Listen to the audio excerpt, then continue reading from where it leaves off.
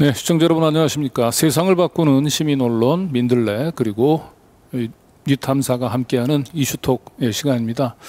오늘은 이스라엘 그 사태로 그 중동뿐만 아니고 우리 저 한반도에도 그 긴장이 고조되는 가운데 오랜만에 그 국제 정세 문제에 대해서 함께 다뤄보는 시간을 마련했습니다. 저와 함께 먼저 그 방송을 진행할 두 분 소개 올리도록 하겠습니다. 제 오른쪽에 우리 민들레 국제 에디터 한성동 에디터님 나오셨습니다. 네, 안녕하십니까. 네, 그리고 제 왼쪽에는 우리 김진호 에디터 나오셨습니다. 안녕하세요. 네. 늘 이렇게 함께 이슈톡 시간에 자리를 하던 이명재 대표님은 오늘 워낙 이 지금 현재 이 중동 이스라엘 사태로 인한 국제 정세가 긴박하게 돌아가서 본인 대신에 이제 두 분의 국제 에디터 분들에게 자리를 양보했습니다. 그래서 우리 저 한성동 에디터님은 이제 한겨레 신문에 있으면서 도쿄 특파원 지내셨고, 예. 그리고 우리 김진호 에디터는 이제 경향신문에서 워싱턴 특파원. 예, 그래서 어떻게 보면 이제 미국과 이제 일본 쪽에서 오랫동안 미국 문제, 일본 문제로 한반도 문제를 다 다루어보신 분이기 때문에. 이 두 분과 함께 하는 오늘 이 시간이 이스라엘 사태를 훨씬 더 밀도 있게 조망해 볼 수 있는 좋은 기회가 됐다고 생각을 합니다. 아마도 시청자분들께서 대부분들 워낙 우리 국내 문제가 시끄럽다 보니까 그동안 이제 국내 문제만 이제 그 관심을 갖다 보니까 지금 어마어마하게 지금 국제 정세가 지금 화약고로 좀 변해가고 있죠. 그렇죠. 동시다발이에요. 뭐 여러 군데 막 드시니까. 네. 그런 가운데서 이렇게 그 국제 정세 그리고 특히 한반도에 이제 긴장이 고조될 때 가장 이제 유능한 지도자가 필요한데 우리는 역대 최악의 지금 지도자를 만나서 그래서 더 그 한반도의 그 이치정학적 리스크를 더 키우고 있는 게 아닌가 그런 생각이 듭니다. 예, 불필요한 리스크가 자꾸 생기고 있죠. 만들고 있죠. 우리가 스스로 그런 면이 있습니다. 네, 그 이번에 그 우리 룬 대통령이 사우디아라비아 이스라엘 사태가 고조되는 가운데 사우디아라비아를 이제 방문한다고 했을 때 기대보다는 그 좀 가만히나 있지 더 걱정이. 예. 예. 아마 정상회담이니까 예정은 이미 오래전에 돼 있었겠지만 하필 그 시기가 겹친 면이 좀 있습니다. 예. 그래서 한 사우디 공동 성명이 나오기 전까지는 어떤 것이 담기나 하고 사실 불안했던 게 사실입니다. 네.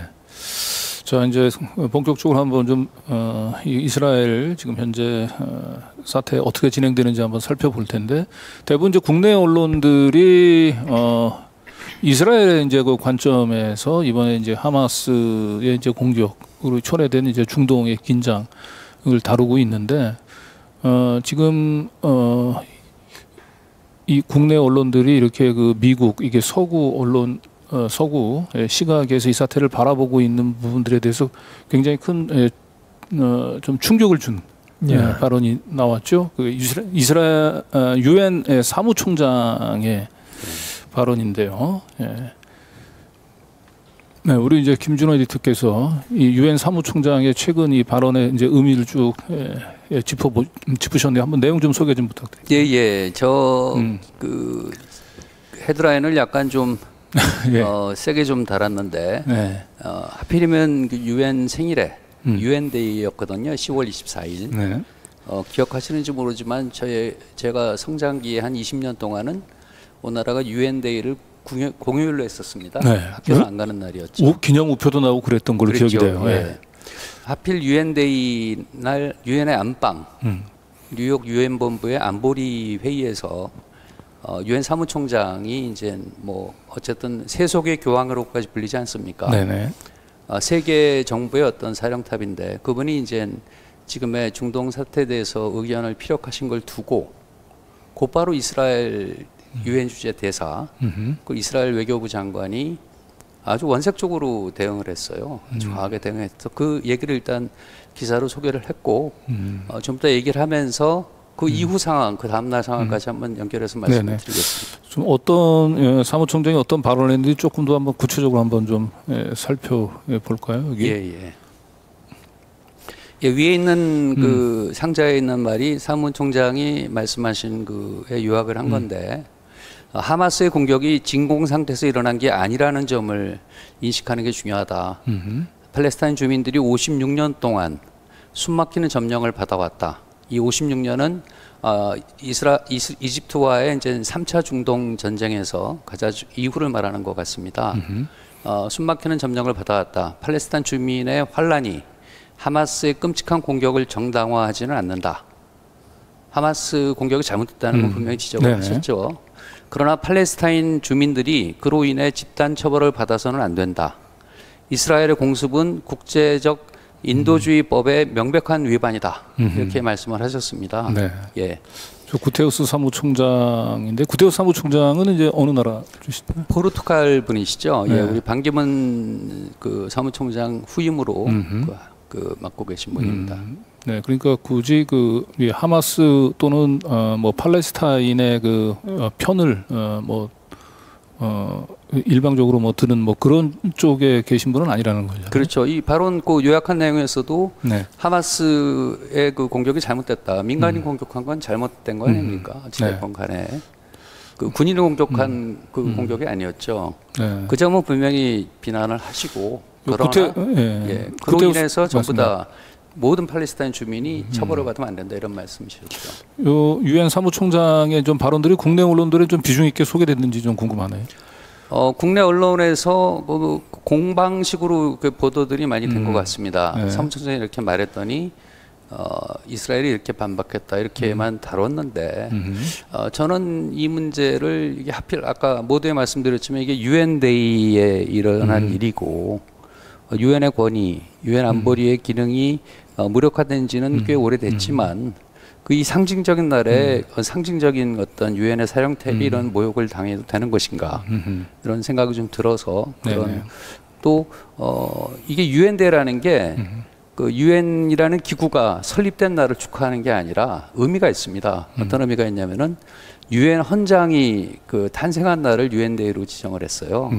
근데 그럼 유엔 헌장에 담긴 정신이 무엇인가 이런 거를 같이 소개를 해봤습니다. 네.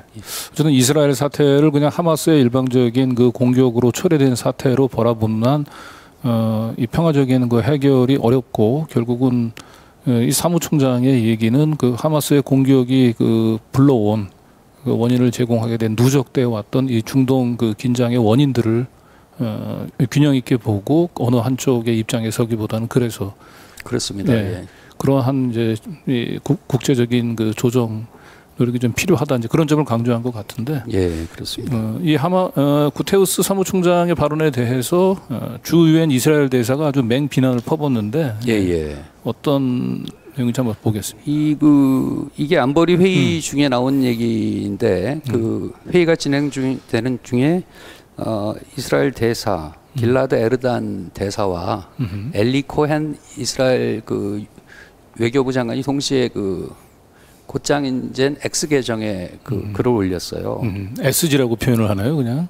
SG는 보통 이렇게 유엔에 계신 분들은 입에 붙은 말인데 세크리터리 제너럴, 그러니까 사무총장을 줄여서 그냥 SG라고 표현을 많이 합니다. 그래서 실제 이 사람의 말 안에 SG라고 표현을 해서 그렇게 제가 달았고요. 저기 나온 것은 그 안보리 이후에 안보리 회의장 밖에서 기자회견을 열었었는데 이스라엘 측이 거기서 나온 말들입니다. 사무총장은 이스라엘인들의 고통을 전혀 고려하지 않고 있다. 하마스 공격이 진공 상태에서 일어난 게 아니라고 점잖은 사람, 정상적인 사람이면 하지 말았어야 할 말이다. 대체 사무총장이 어떻게 그런 말로 하마스의 잔인한 공격을 정당화할 수 있는가? 즉각 사과하라. 그리고 즉각 사퇴하라. 이런 요지의 발언을 공개적으로 했죠. 그리고 코헨 외교부 장관은 그 이전에 이미 X 계정을 통해서 이날 안보리 회의가 끝나고 이스라엘 외교부 장관과 구테우스 사무총장이 양자회담을 하기로 했는데 그 회담을 안 하겠다. 이렇게 일방적으로 그냥 발표를 해버렸어요. 이 주 유엔 이스라엘 대사의 이제 시각은 이제 우리 그 국내 주류 언론들의 뭐 시각하고도 뭐 거의 틀리지 않은 것 같고요. 근데 그 하마스의 공격이 진공 상태에서 일어난 게 아니다라고 하는 이 유엔 사무총장의 이제 발언과 관련해서 우리 이제 한승동 에디터가 도대체 그러면 이스라엘 이 문제는 어디서 하마스가 왜 이스라엘에 기습을 하게 됐는지 이제 그 이유를 이제 좀 짚어 주셨는데요. 예, 한번 좀 소개 좀 부탁드리겠습니다.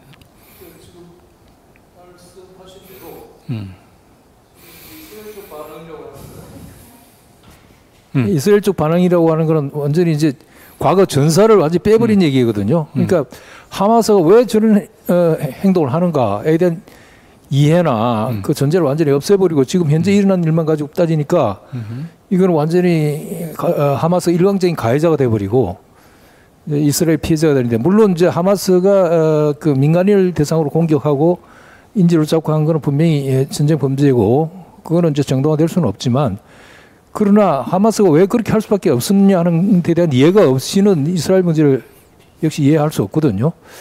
그래서 왜 지금 이 시기에 하마스가 저런 일을 했을까, 사건을 저질렀을까, 그걸 이제 좀 이해가 필요하다고 저는 생각합니다. 그러니까 그게 바로 조금 전까지만 해도 그 사건 나기 전까지만 해도 이 점을 우선 기억을 해야 될 텐데요. 이게 이스라엘 내에 지금 팔레스타인 자치 지역이 두 군데로 되어 있습니다. 가자 지구하고 그다음에 요르단강 서안 쪽인데, 그러니까 가자 지구는 지금 문제가 되어 있는 아주 좁은데요. 365 제곱평방킬로미터밖에 안 돼. 우리나라 군 정도의 넓이인데 한 230만 명이 살고 있고요. 근데 요르단강 서안 쪽에는 이제 300만 이상이 살지만 훨씬 넓습니다. 한 10배 이상 되는 데인데, 그 지역이 특히 네타냐후 정권 작년 말에 재집권한 네타냐후 정권이 거의 극우 정권인데다가 지금 충분히 이제 단독 과반수를 지난 선거에서 못 차지했기 때문에 극우 정당을 또 더 끌어들였어요. 그래가지고 더 극우적인 정책을 쓰면서 그 대표적인 게 뭐냐면 그 요르단강 서안에 있는 그 원래 자치 지역인데 이스라엘 극우 정권이 그쪽에 유대인들을 계속 보내가지고 그 땅을 이제 잠식을 하는 겁니다. 계속 정착민을 내보내는 거예요. 그러니까 거기 살고 있던 이제 팔레스타인 사람들이 계속 쫓겨나오고 집 뺏기고 땅 뺏기고 하니까 거기서 굉장한 문제가 일어났어요. 그 과정에서 저항하면서 올해만 해도 한 247명의 팔레스타인이 목숨을 잃었어요.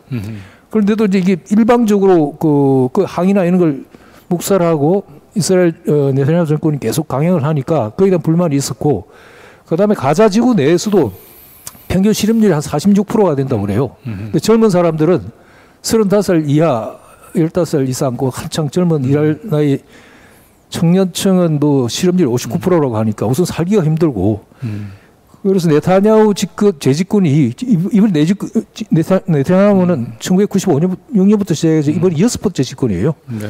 구체적으로 한번 기사에서 한번 보겠습니다. 네타냐후 극우 정권이 집권한 이후에 팔레스타인들의 정착촌인 가자 지구가 어떤 지금 상황에 있는지를 세계은행 자료네요, 이게. 그렇습니다. 네. 가자 지구의 실업률이 46%면 거의 뭐 절반이죠. 경제활동인구 2명 중에 1명은 실업 상태고, 특히 15세에서 29세 젊은 층의 실업률이 59%네요. 예, 60%죠. 그리고 지금 아까 말씀하신 대로 이제 이스라엘부터 철저히 봉쇄 배제당하고 있어서 약 한 1개국 9만한 면적의 가난한 230만 명의 인구가 가자 지구에 살고 있고. 가자 지구에만 그렇습니다. 그러니까 이거 먹고 살 길이 없고 그 외부 지원 없이는 사실 살기 힘들어요. 그러니까 일종의 그겁니다. 난민촌과 같습니다. 그러니까 이스라엘이 저쪽에 거의 몰아놓고 거의 지워버리는 정책을 계속 써왔거든요. 그러니까 요르단강 서안 쪽도 지금 사실 정착민을 계속 확대해 사실은 지우는 정책을 계속 썼어요.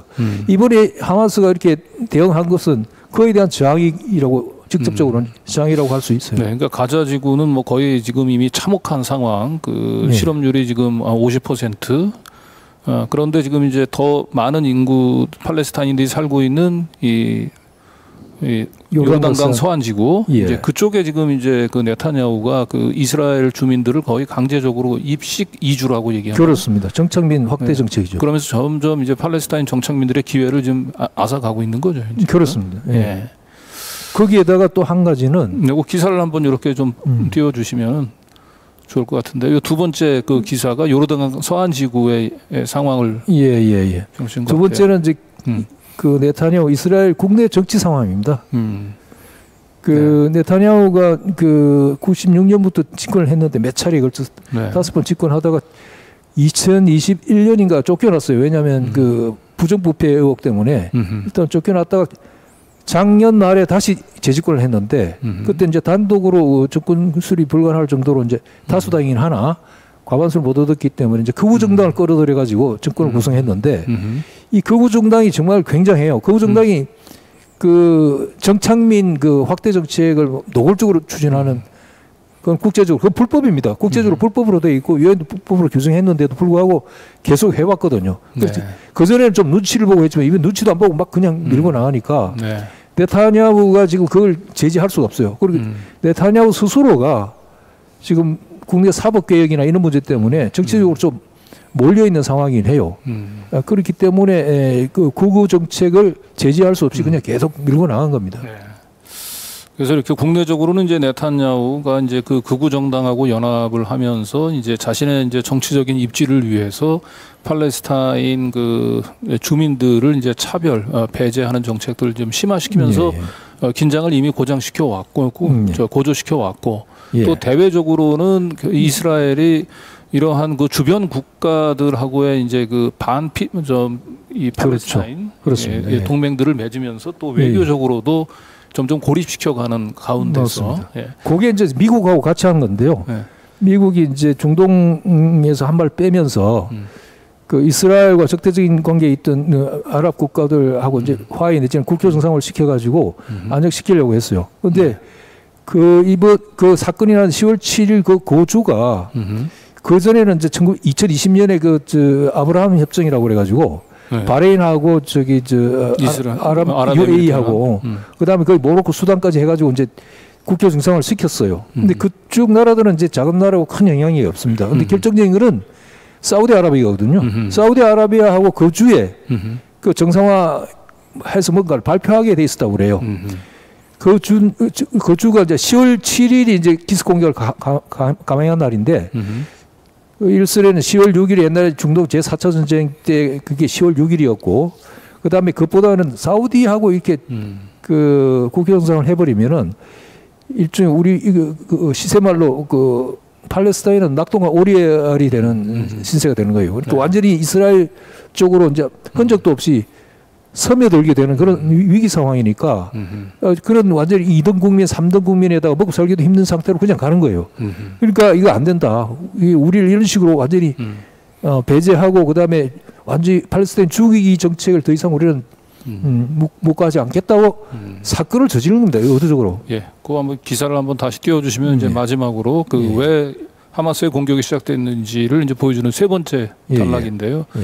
이제 대외적으로 이제 그 팔레스타인 정부를 고립시키기 위해서 2020년도에 이제 이스라엘이 바레인 아랍에미리트 연합과 이제 아브라함 협정을 체결하고 거기 모로코와 수단까지 동참을 시킨 상황에서 가장 그 큰 영향력을 행사하는 주변 국가인 사우디아라비아도 결국 이 아브라함 협정 그렇죠.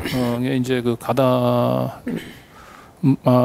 시키려고 하는 그런 그 움직임 속에서 하마스의 이제 공격이 맞습니다. 시작이 됐다 이렇게. 그리고 그렇게 하는 건 뭐 좋다 치자. 근데 왜 우리는 완전히 배제해버리고 우리는 없는 듯이 우리 완전히 죽이고 하는 걸 우리는 용납할 수 없다는 그런 거예요. 네, 그 대외적으로 이제 그 마지막 사우디아라비아도까지도 그 이 팔레스타인 그 국제 그 연대에 이제 가담시키려고 하면 이제 숨이 이제 마지막 숨통을 좀 뭐 틀어막는 거죠. 그 막판에 몰려가지고 이제 마지막 그 자기 표시 의사 표시를 한 거라고 할 수 있습니다. 근데 이제 그게 폭력적이고 민간을 대상으로 했기 때문에 그게 모두 옳다고 그걸 할 수는 없지만 그러나 이스라엘이 그들을 비판할 때는 그 과거의 전 역사 왜 저들이 저렇게 움직일 수밖에 없는가에 대한 이해가 없이는 이 문제를 이해할 수가 없다는 거죠. 자, 그리고 이제 이런 가운데에서 사실은 하마스의 일방적인 그 공격을 이제 성토하는 이런 분위기 속에 아무래도 이제 그 서구 세계의 이제 여론 장악력이 이제 크다 보니까 그렇게 하마스의 공격을 이제 비난하는 쪽으로만 쭉 그 국제 여론이 조성이 되다가 이게 딱 분기점이 됐던 게 그 이스라엘의 가자병원의 폭격이 하나의 분수령이 됐던 것 같은데 계속 그 이후로 계속 폭격을 계속했거든요. 하루에 수백 번을 했어요. 수백 곳을 겨냥해갖고. 다음 슬라이드입니다. 가자병원 폭격. 이제 이게 이제 하나 결정적으로 터져버린 게 이 병원 그 가자 시내에 있는 그 병원은 병원으로서 역할도 하고 있었지만 이쪽 피난지였다고요, 여기가. 네. 그랬는데 그게 완전 폭격을 받아가지고 폭파가 됐는데 거의 뭐 500명 정확하게 그건 아니지만 팔레스타인 자치정부가 발표하기로는 471명이 죽었다고 했는데 그게 터지면서 이게 이제 한 건에 워낙 그 특히 병원이라는 데서 그런 사건이 나니까 국제 여론이 굉장히 나빠졌죠. 네. 바로 그날이 그 바이든 대통령이 또 이스라엘 방문하는 날이에요. 방문 직전에 있는 사건이 터졌으니까 네. 결국 이제 원래 이제 바이든 대통령이 이스라엘에 가면은 이스라엘 이제 총리도 만나지만 요르단하고 팔레스타인 자치정부하고 이렇게 주변에 있는 관계자들 레바논 쪽하고 이렇게 만나가지고 협의를 하려고 했는데 이 사건 나니까 뭐 모든 게 다 무산됐어요. 네. 우선 자치정부 쪽에서부터 우리는 이건 애도기한 사흘 선포해버리고 우리는 안 만나겠다고 가버렸고 그렇기 때문에 요르단은 없는 걸로 하자 이렇게 돼버렸죠. 그러니까 저 바이든 대통령은 네타냐후하고 만나고 돌아갈 수밖에 없는 상황이 됐습니다. 네. 그래서 이렇게 그 이스라엘의 그 가자 병원 이 폭격은 그 이스라엘을 좀 두둔하던 그 미국의 입장들을 굉장히 곤란하게 만들었는데 이건 뭐 미국 내뿐만 아니고 그 러시아도 사실은 이제 이런 가자 지구 폭격에도 불구하고 여전히 그 이스라엘을 두둔하는 미국 정부를 향해서 참 마침 그동안에 오랫동안 참았다 기다렸다는 듯이 그 미국의 이제 이중자 때 우크라이나 이제 사태와 관련해서 러시아가 계속 미국으로부터 침략자로 그렇죠. 얻어맞았는데 이번에는 아주 제대로 러시아가 좀 반격을 하고 있는 것 같은데 한번 그러니까 내용을 한번 기사 쓰신 걸 보면 미국의 전략문제연구소의 앤서니 코데스먼 연구원 이거 미국 내에서조차도 이걸 이스라엘의 정치적인 패배다 이렇게 패배죠. 저렇게 진단을 하고 있고. 그 거꾸로 얘기하면 하마스가 정치적으로는 승리한 겁니다. 일단.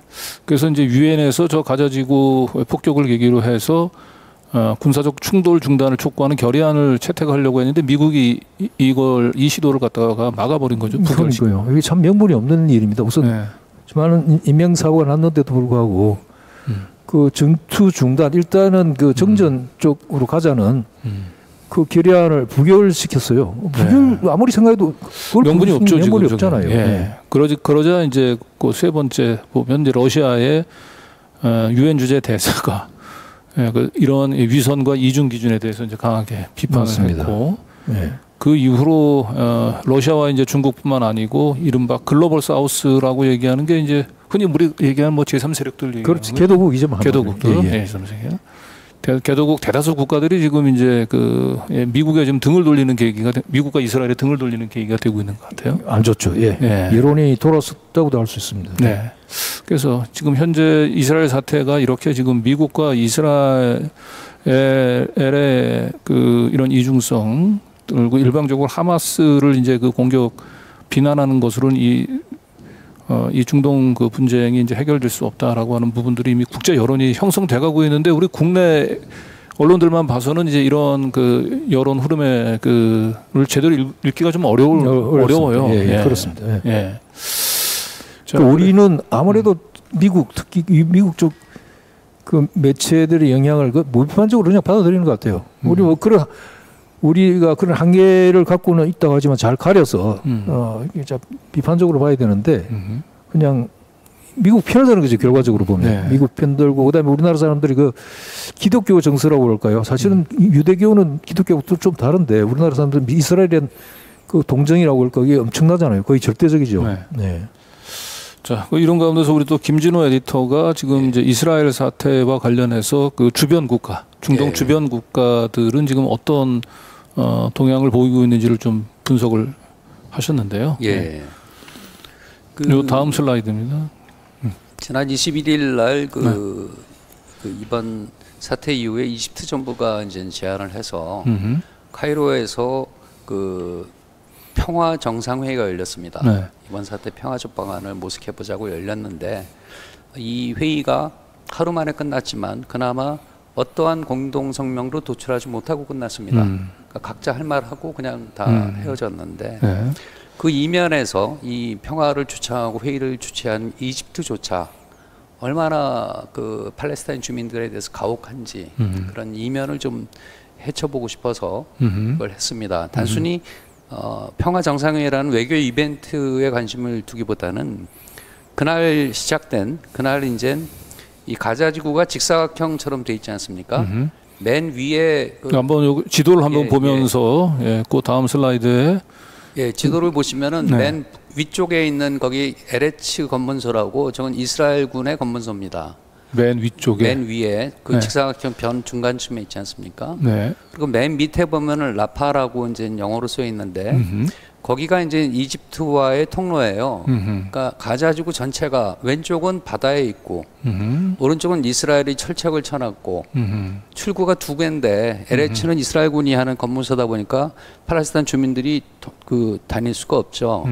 유일하게 국제사회의 인도적인 그 구호 물품들이 들어가는 통로가 바로 라파 왼쪽 밑에 있는 이집트 국경에 시나이 반도에 붙어 있는 라파인데 이 이집트 정부는 뭐 말로는 평화 정상회의를 열고 뭔가 멋있게 우아한 그 외교 이벤트를 가졌지만 지난 7일 그 사태가 시작되고 나서부터 완전히 봉쇄를 했습니다. 라파 그 통로를. 네, 이집트 정부에서. 여기 참고로 가자 지구는 그 2007년이죠. 하마스가 집권을 한 시점부터 지금까지 26년 동안 봉쇄돼 있었습니다. 그러니까 창살 없는 감옥이라는 말들도 하고 있고 그 이스라엘 우파 특히 네타냐후로 대표되는 이스라엘 우파는 사실 우파가 아니라 극우죠. 이스라엘 극우는 하마스의 무기 공급을 차단한다 이런 명분으로 수시로 그 국경은 사실상 차단을 해놓고 수시로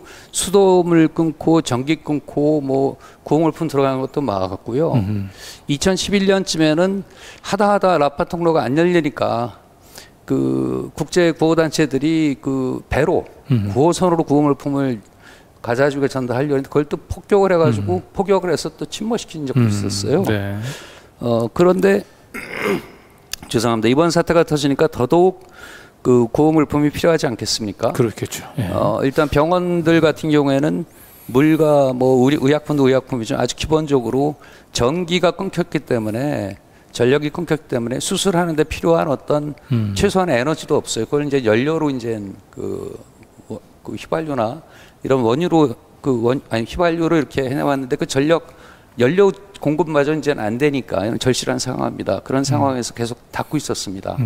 그리고 카이로 회의를 하고 나서 그날 처음 개방을 해서 사태 이후 처음 개방을 해서 대형 트럭 20대 분의 구호물품을 통과하게 해줬어요. 근데 20대 분의 그걸 받은 게 하루 필요량의 3%랍니다. 하루 필요량의 3%. 거의 뭐 800대, 1000대 트럭이 들어가야 평상시에 필요량이 되는데 충족이 되는데 하루에 800대, 900대. 근데 거기다 지금 그 가자지구 북부에 있는 주민 110만 명 정도를 또 남쪽으로 소개하라고 그래서 한 7, 80만 명이 이미 내려와 있지 않습니까? 더 많이 필요합니다. 그런데 20대를 다 통과시키고 그 다음 날 17대를 통과시켰어요.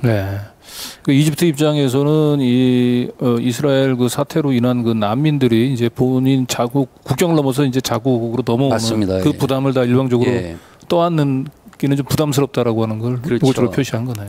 그게 그 카이로 평화 정상회의 석상에서도 이스라엘과 국경을 맞대고 있는 이집트하고 요르단, 이집트의 대통령과 요르단의 그 압둘라 국왕이 가장 강조한 게 그겁니다. 팔레스타인인들이 이전돼서는 안 된다. 이집트나 요르단은 넘어와서는 안 된다. 이걸 제일 강조한 거죠. 그러니까 그 안에서 계시는 가자지구 주민들이 목숨이 경각에 달려 있는 상태에서 이분들은 그거는 이제 걱정하고 특히 이집트 같은 경우 라파 통로를 닫아버린 거죠. 지난 사실 16년 동안 거의 닫혀 있었습니다. 라파 통로는. 그런 부분을 한번 짚어봤습니다. 이게 중동 국가도 지금 이렇게 제목을 딱 뽑았듯이 인도주의가 아닌 이제 이기주의 차원에서 철저하게 참 이스라엘뿐만 아니고 주변 국가들로부터 이 팔레스타인 그 난민들은 좀 버림을 받고 있는 상황이네요.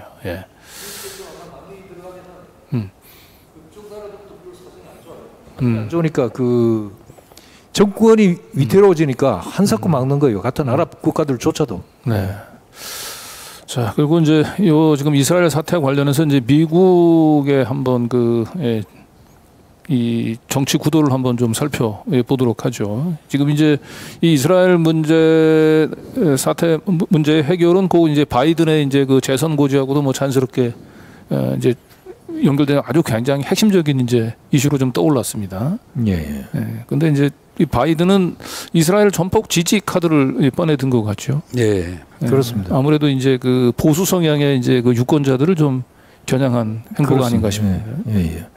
그러니까 미국 정치 지형을 보면은 그 지금 내년이 대선이지 않습니까? 네. 내년 11월이 미국 대선인데 지금 아시다시피 지금 뭐 재선 여부가 굉장히 불투명하고 뭐 오히려 그 트럼프 쪽이 지금 완전히 두가 갈라뜨릴 정도로 지금 아주 불투명한데 지금 이런 상태로 계속 가다 보면 바이든이 뭔가 특단의 새로운 카드를 꺼내지 못하면 지금 트럼프가 다시 정권을 탈환할 위험할 수 있죠. 그래서 지금 더더욱이나 자기 지지 기반을 잃어서는 안 되고 그 트럼프 쪽이나 공화당 쪽으로 가는 부분을 일부 끌어와야 되는데 그래서 가장 확실한 그것이 이제 그 복음파 보수 쪽에서도 이제 기독교 복음파들인데 이 기독교 복음주의 세력이 한 미국 인구의 한 25% 정도 된다고 그래요. 예, 요다음 한번 기사를 한번 직접 한번 볼까요? 요 기사에 보면은 지금 현재 이제 미국의 전면적인 이스라엘 지지로 지금 바이든이 이제 돌아서고 있는데 여기 세 번째 제가 설명을 좀 해드리면요. 세 번째가 지금 26일 상황입니다. 저게 26일 상황이요. 26일 상황인데 지금 그 이스라엘이 끊임없는 공습하고 가자 지구에 대한 공격으로 10월 7일 이후 지금까지 거의 7,000명 이상이 사망한 걸로 팔레스타인 자치정부 보건부가 발표를 했거든요. 그 중에 어린이가 2,900명이 넘어요. 그러니까 한 반 정도는 안 돼도 사망자의 3분의 1 이상이 3,000명 가까이가 어린이들입니다. 그러니까 이게 왜 그 이스라엘이 그 명분이 없느냐? 이걸 이제 룰라 브라질 대통령은 이거는 전쟁이 아니다. 이거 완전 제노사이드다. 이 집단 학살이다라고 지금 얘기하고 있거든요. 그런 가운데서 이제 바이든 대통령이 지금 이제 재선을 위해서 이스라엘을 일방적으로 전면적으로 그렇습니다. 지지하는 지금 정책을 펴고 있는데 이것은 미국 내 기독교 복음파를 끌어들이기 위한 이제 그런 카드라고 이제 분석을 하셨거든요. 그래서 그럼 미국 내 기독교 복음파라고 얘기하는 게 얼마나 이 미국의 정치정에서 이제 비중이 있는 유권자들인지 요 다음 기사를 통해서 한번 설명. 보면은 우선 그 복음파가 미국 전체 인구 중에 한 25% 정도 됩니다. 25% 되는데 그들의 한 그들의 한 80% 정도는 공화당 지지예요. 공화당 지지인데 최근에 약간 또 그러니까 이제 그들이 어떤 또 유대인이 참 그전에 말씀드린 유대인이 전체 인구의 2.4%인데 굉장히 영향이 커요. 근데 유대인이 2.4%니까 뭐 유대인 자체가 수적으로 많은 것은 아닙니다. 많은 것은 아닙니다만 많은데 이제 그들이 이제 복음파하고 이렇게 연결이 돼 가지고 근데 유대인들은 2.4%밖에 안 되지만 그 유대인의 70%는 민주당 지지예요. 묘하죠 이게. 그러니까 그 민주당 지지표를 바이든으로서 잃어서는 안 되죠. 절대로 잃어서는 안 되고 복음파 쪽에 이제 그 공격으로부터 자기를 방어해야 되는데 그러기 위해서는 하여튼 그 국내 쪽에서의 그 보수파의 눈치를 볼 수밖에 없고 그 다음에 특히 공화당은 이스라엘 거의 절대적인 지지거든요. 그 의회 내에서 뭔가를 하나 결의해서 뭐 예컨대 이스라엘에 뭐 지원을 준다고 해도 물론 대통령으로 할 수 있지만 그 지지를 얻어내기 위해서는 하여튼 공화당과 어떤 타협을 하기 위해서는 복음파를 그쪽에 뭐라고 그러나 화를 내게 해서는 안 되는 것이고 그러니까 그쪽 눈치를 보기 위해서 이스라엘은 바이든은 무조건 하고 지금 아까 말씀 조금 전에 봤듯이 그 국제 여론도 안 좋고 제노사이드 말이 나올 정도로 비인도적이라고 할 수는 있는데 그 전투 내지 전쟁마저도 중단시키는 데 반대하고 이렇게 하는 이유가 미국 내 여론이 그런 겁니다. 미국 내 고당 지지자들이나 복음파들이 좀 결속력이 강하거든요. 무조건 이스라엘 지지이기 때문에 거기에 반하는 어떤 정책을 실천할 수가 없어요. 바이든으로서는. 그러니까 맹목적으로 지금 계속 그 이스라엘 지지를 하고 그 다음에 그 가자 지구에 대한 공격조차도 그렇게 많은 인명 피해가 나고 어린이가 한 3천 명 가까이 죽은데도 불구하고 계속 이스라엘은 자기 그 하마스 공격에 대해서 자기 자위권을 발동할 권리가 있다. 이런 것만 주장하고 있거든요. 네. 예, 예. 준비해 오신 기사를 한번 좀 구체적으로 보겠습니다. 여기 보면 첫 번째 단락에 맨 마지막에 사실 유대계 인구는 전체 2.4% 정도에 지나지 않는데 예. 그리고 근데 유대계 인구의 70%는 민주당 지지죠. 그렇습니다. 예, 예. 이게 일단은 강력히 이스라엘을 지지함을 통해 가지고 이제 집토끼를 지키는 거죠. 그렇습니다. 예. 그리고 이제 그 이스라엘 정책에 또 영향을 미치고 있는 복음파들이 미국 인구의 25% 정도인데 네, 예. 이 복음파의 80%가 또 이 공화당 지지자들. 그렇습니다. 여기는 이제 산토끼죠. 그렇죠. 네, 산토끼들을 잡기 위해서 이제 이들이 이제 그 취하고 있는 이제 적극적인 그 이스라엘 지지. 이쪽 무조건 지지입니다. 이스라엘 지지입니다. 이쪽은. 예. 예. 결국은 이 바이든 미국의 바이든 대통령이 본인의 재선을 위해서 이스라엘에서 벌어지고 있는 그 끔찍한 제노사이드의 그 제동을 걸 수 없어요. 예, 눈을 감고 예, 예. 일방적인 지금 이스라엘 편을 들고 있는 상황인 거. 그렇습니다. 예. 자, 이것은 잠시 좀 이제 열기를 좀 시켜가는 차원에서 예. 광고 말씀 하나 올리고 가겠습니다. 민들레가 11월 10일 이제 1주년인 창간 1주년, 창간 정확히 1주년이 11월 14일입니다. 14일이죠. 그래서 공식적으로는 15일인데 네. 14일 날 이태원이 생자 명단을 발표를 했죠. 네. 그렇죠. 그래서 창간 이제 1주년을 이제 기념하는 행사를 준비를 했는데요. 11월 10일입니다. 은평문화예술회관에서 행사가 있는데 이런 행사 있으면은 보통은 이 공식 이 기념 행사가 좀 지루하고 길거든요. 예. 그런데 이번에 공식 기념 행사는 뭐 짧게 그렇죠. 한 15 행사장 가면은 뭐 네. 축사, 기념사, 기조연설 이런 거 잔뜩 나오고 네. 막판에 살짝 이제 뭐 문화 행사 같은 게 있는데 우린 거꾸로 그런 뭐 형식적인 거는 최소화하고 네. 이 그 정태춘 박은옥 선생님의 어떤 공연을 길게 볼 수 있는. 네. 자, 그리고 이제 지금 이제 민들레 회원이 제가 알기로 한 2,000명 정도로 알고 있는데 이게 회원들을 위한 행사긴 한데 꼭 회원이 아니래도 괜찮습니다. 그렇습니다. 그렇죠. 예. 이게 사실은 이런 이게 디지털 이쪽에 익숙하지 않으신 분은 이게 민들레를 이제 보면서도 회원 가입을 안 하신 분들도 있는데, 그렇죠. 예, 그 민들레 이제 후원하는 마음만 가지고 오시면 됩니다. 그럼요. 꼭 회원이 아니래도 좋으니까 11월 10일 6시 반 은평문화예술회관에서 민들레 1주년 창간 1주년을 축하하는 우리 정태춘 박은옥 공연에 많이 와주셨으면 좋겠고, 저도 이 행사에서 우리 시민분들하고 이제 그 저희가 인터뷰하는 제가 코너를 맡아서 진행을 합니다. 저도 함께 인사를 드리겠습니다. 그래서 우리 시민들의 손으로 키운 민들레가 지금 1주년 어떻게 성장했는지 직접 와주셔서 격려해 주시고 더 큰 발전을 또 위해서 격려를 해주셨으면 좋겠습니다. 자, 다음은 그 서구 언론에서 이 하마스 사태로 얘기하고 있는데 하마스의 이제 공격을 비난하는 이런 서구 언론에 맞서서 예. 이 이스라엘의 일방적인 차별 그리고 팔레스타인에 대한 배제 정책 때문에 이제 신음하고 있는 이 정착촌에 있는 우리 팔레스타인 주민 예. 입장, 그 목소리들 아주 대변한 기사죠. 우리 지난주에도 한번 잠깐 소개는 했습니다. 아, 그랬군요. 네. 예. 그 베이루트에 본부가 있고 그 미국과 프랑스 등에도 이제 사무실이 있는 팔레스타인 학 연구소라고 있습니다. IPS인데 여기 홈페이지를 좀 들어가 보니까 사실은 지난 14일자 좀 됐습니다. 그 이사라는 이름의 팔레스타인 주민 30살이고 가자지구에 살고 있는 주민이죠. 예, 가자지구에 살고 있는 팔레스타인 주민이고요.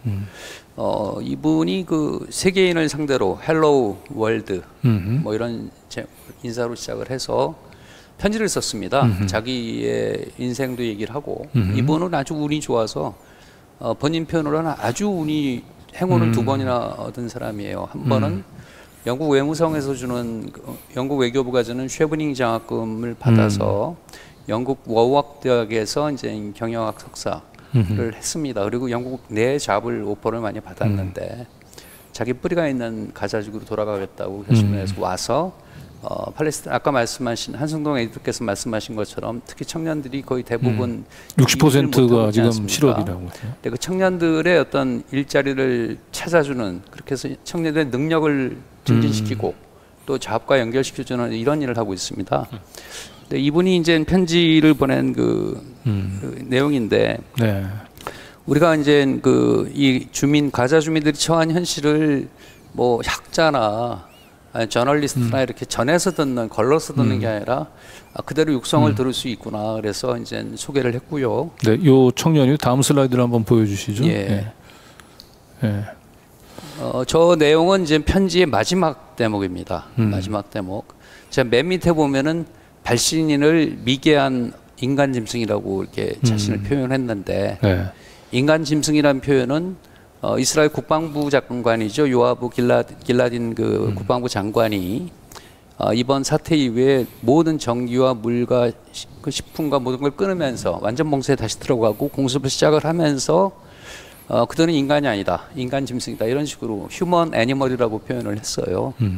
그거를 이제 저분이 쓴 거고 그 자기가 살아온 역정 그리고 처음으로 또 미국 방문할 기회가 있어서 가자지구 밖으로 비자를 받아서 나와 보니까 그 옛날 이스라엘이 들어오기 전에 팔레스타인인들이 살았던 마을의 이정표나 이런 거를 보고 아, 저 좋은 데가 우리가 살던 데였구나 하는 그런 그 감상을 느끼고 이런 얘기들이 있습니다. 편지가 상당히 마음에 다가오는 내용이 많이 있어서 직접 읽어보셔도 좋을 테고요. 네. 좀 아까 그거를 다시 올려주시면은 저 언론에 종사하는 사람으로서 좀 저 부분을 꼭 소개하고 싶었습니다. 실제로 저분이 편지 마지막에 쓴 내용인데 만일 여러분이 최근 며칠 동안 메인스트림 그 미디어라고 썼습니다. 주류 언론에서 본 소식을 보고 안타까움을 느끼셨다면 제발 저기 쓰진 않았지만 기사를 읽지 마시고 헤드라인을 보지 마시고 가자에서 나온 사진과 동영상을 자세히 좀 봐주기를 바란다. 왜냐하면 자세히 들여다보면은 점령자들, 즉 이스라엘이 훨씬 더 잔인하다. 그러나 저기 길어서 제가 좀 생략했습니다만 그 다음에 뭐라고 썼냐면은 그러나 저는 여러분이 그러지 않을 걸 알고 있습니다. 왜? 주류 언론은 우리에게 어떤 것도 보여주지 않았기 때문입니다. 그러나 당신 가슴이 있다면 진실을 찾아 발견할 것입니다. 그리고 그러면서 이제 먼저 제안한 것처럼 사진과 동영상을 좀 자세히 봐달라고 그런 당부를 했죠. 네네. 예. 이걸 보면 우리가 이제 80년 그 이제 광주가 또 떠올리지 않을 수가 없을 것 같아요. 예. 그 당시 광주의 참상을 국내 언론은 다 침묵을 했는데 그래도 그 당시에는 외신에서는 그 광주의 그 그랬죠. 참상들을 알려졌지 않습니까? 예. 그런데 지금 이 가자 지구에 있는 그 팔레스타인 정착민들은 그 이 세계 언론으로부터도 이렇게 그 본인들의 고통, 이 팔레스타인 주민들의 이제 목소리들이 지금 알려지질 않으니까 더 좀 그렇죠. 안타까울 것 같아요. 그래서 저 보니까 그거 생각도 납니다. 저는 들어보니까 예전에 그 헤이그 밀스 사건 있잖아요. 예. 네. 이준열 사고 갔을 때, 그렇죠. 파리평화회의 네. 그 갔을 때 그 조선민족의 그 체진 참상을 호소하고 일본 규탄을 갔다가 들어가지도 못했잖아요. 네. 예. 들어주지도 않고 그런 상황이에요. 어떻게 보면 똑같아요. 네. 그렇죠. 예, 예. 그리고 뭐 활자매체나 아니면 TV나 모든 매스미디어를 주로 미국과 서방의 미디어들이 장악을 하고 있기 때문에 일부 나오더라도 알자지라 방송, 카타르에서 나온 알자지라 방송이나 인도나 다른 나라 방송이나 그 신문에서는 그나마 팔레스타인 주민들의 얘기도 좀 나옵니다. 그러나 이제 국내 언론에서 압도적으로 소개되는 거는 뭐 불행히도 서방 언론이 더 많죠. 예. 네. 자, 그래서 다음은 이제 우리 뉴 탐사를 위한 잠시 이제 안내 말씀드릴 텐데요. 예. 저희 뉴 탐사가 이제 그 과거에 더 탐사로 있으면서 참 많은 일들을 했습니다. 그런데 더 탐사의 이제 발목을 잡는 그런 세력들 끊임없는 경영권 분쟁 때문에 우리 시청자분들 많이 피로감도 느끼시고 그래서 저희가 이제 거친 광야에 나왔습니다. 그리고 뉴탐사라고 하는 이름을 달고 새로운 출발을 했고, 뉴탐사는 정말 이제 제대로 된 시민 언론으로 발돋움할 겁니다. 근데 이제 이 뉴탐사가 또 출범하자마자 또 여기저기서 저희 뉴탐사를 음해하고 공격하는 그런 시도들이 끊이지 않는데, 이런 가운데서도 저희 뉴탐사가 흔들리지 않고 시민 언론으로서 민들레와 함께 제 역할을 할 수 있는 가장 큰 원동력은 역시 시민분들의 후원입니다. 근데 이번에는 저희들이 그냥 그 익명의 이제 계좌 후원보다는 먼저 뉴탐사를 이제 회원제로 운영을 하려고 합니다. 그래서 뉴탐사의 이제 회원을 받고 있는데, 뉴탐사 회원이 되시려면 뉴탐사 ORG로 뉴탐사.org로 들어오시면은 아주 간단하게 본인의 휴대폰과 그 이름만 적으면 이제 회원 가입이 됩니다. 그리고 뭐 신용카드 또는 계좌를 통해서 일시 또는 정기 후원 할 수 있으니까 시민분들에게 저희들 다시 한번 저희 뉴탐사가 민들레와 함께 다시 이 거친 광야에서 제대로 도약할 수 있게 힘을 좀 실어 주실 것을 부탁을 드립니다. 뉴탐사.org 또는 지금 보시는 이 화면 하단에 보이죠? 뉴탐사.org 또는 이제 고정 댓글에도 저 링크 주소가 있으니까 들어와서 해주시고, 저희가 이제 어느 정도 저희들이 이 회원이 이제 확보가 되면은 그 다음엔 저희들이 이제 시민의 이 주주 형태로 이제 저희들이 본격적으로 다시 2단계 시민 언론으로 발돋움하기 위한 이제 그 2단계 작업들을 여러분들에게 이제 알려드리도록 하겠습니다. 벌써 저희들이 이 회원 가입 시작하고 난 뒤에 한 이틀 사이에 약 한 1,500명, 한 2,000명 가까운 시민분들이 동참해 주셨는데, 조금만 더 시민분들이 도와주신다고 한다면은 일단 저희들이 뉴탐사라는 이름으로 이렇게 정착하는 데는 큰 무리가 없을 것 같습니다. 자, 요 다음 이제 소식 넘어가 보도록 하겠습니다. 자, 이제 중요한 거는 이렇게 이스라엘 사태가 단순히 중동 문제로 끝나지 않는다는 거죠. 이게 그대로 우리 그 한반도의 이제 그 긴장으로 연결될 수밖에 없는데, 이런 가운데서 좀 윤석열 대통령이 세계 그 정세의 흐름들을 제대로 읽고 이 평화의 이제 중재자로서의 역할을 해야 되는데, 지금 윤석열 대통령의 행보를 보면 뭐 전혀 지금 제대로 된 그 상황에 대한 인식도 하지 못하고 있는 것 같고, 거의 거꾸로 우리의 긴장을 고조시키는 방향으로 지금 자꾸 나가는 것 같아서 아주 우려가 큰데, 그래서 우리 저 조성열 우리 북한대학원 교수님께서 최근에 이 9.19 군사 합의를 효력 정지하자라고 하는 이 목소리들이 얼마나 위험한 목소리인지를 잘 꼬집으신 것 같죠. 예, 그렇습니다. 역시 지금 이번 정부의 이제 특성이 이제 대통령이 한마디를 하면은 다 그렇습니다 하고 이제 그쪽으로 가는 이런 분위기가 좀 있는 것 같아요. 그 과정에서 좀 생산적인 토론이라든지 깊이 있는 어떤 검토 작업 같은 게 생략된 상태로 대통령이 이 끝에서 곧장 밑에 장관의 이 끝으로 가서 실행이 되는 이런 식으로 가고 있는데, 이 안보 문제에 있어서까지 이런 식으로 간다는 것은 대단히 위험한 면이 있습니다. 그래서 저희 고정 칼럼니스트이신 그 조성열 북한대학원대학교 초빙 교수께서 좋은 글을 써주셨습니다. 이 계기는 작년 10월 달에 왜 먼저 저기 우리 시청자분들을 위해서 그 9.19 군사 합의 가장 핵심적인 내용이 뭔지를 좀 소개 좀 부탁드리겠습니다. 9.19 군사 합의는 2018년 남북 정상회담, 평양에서 열렸던 남북 정상회담에서 그 별도로 정상회담 합의문과 별도로 군사 분야의 어떤 합의를 했던 그런 것입니다. 주요 내용은 분계선, 군사 분계선 주변의 어떤 그 서로 적대적인 행동을 자제하고 또 해상에는 완충구역을 또 두고 또 공중에도 이렇게 그 완충 공간 같은 걸 두고 이런 게 주 내용인데, 작년 10월에 북한이 해상 완충구역 내 안으로 방사포를 사격을 했어요. 위반이죠. 9.19 합의를 위반했습니다. 그랬더니 대통령이 즉각 그 효력 정지를 좀 검토하라 이렇게 지시를 하셨는데 이 지난 9월달에 우리 신원식 국방장관이 마침 또 하마스의 이스라엘 공격이 나니까 네. 그걸 또 계기로 우리 그 기성 언론에서 일부 기성 언론에서 우리도 큰일 났다 대비해야 된다 이런 식의 자꾸 위기를 고조하지 않았습니까? 네네. 그러니까 또 합참에서 받아가지고 뭐 하마스의 땅굴 파는 기술과 뭐 이런 그 군사 기술을 북한이 줬을 가능성도 있다. 아하.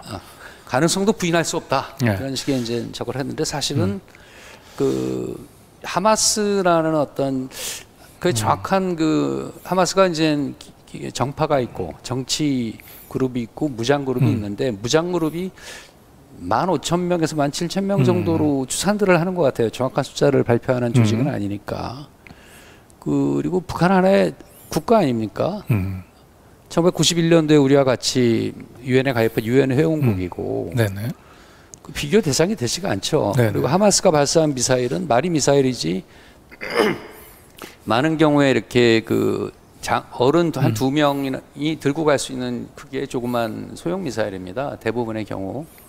근데 북한이 그 미사일은 고사하고 장사정포 같은 경우엔 대형 트럭 바퀴 한 24개 달린 대형 트럭으로만 움직일 수 있는 어떤 미사일 같은 대포거든요. 그게 대포포탄이라고 하더라도 그거를 단순 비교하는 것도 우습고 또 북한의 무력과 하마스의 무력을 비교하는 것도 좀 우습지 않습니까? 네. 근데 하마스로부터 이렇게 기습 공격을 당했다. 이걸 계기로 그 9.19 합의 중에서 시급히 복원해야 할 사안에 대해 최단 시일 내에 효력을 정지시키겠다. 그러니까 우리도 이제 북한에 뭔가 도발이 있으면 즉시 그 맞대응 공격을 통해 가지고 북한을 제압할 수 있도록 해야 된다. 뭐 이런 내용이겠네요, 그러니까. 그렇죠. 내용에 이제 그 서로 공간 그 영공 북서북에서 부근의 영공을 서로 이제 그 비워놓는 침범하지 않는 이거를 그거부터 없애야지.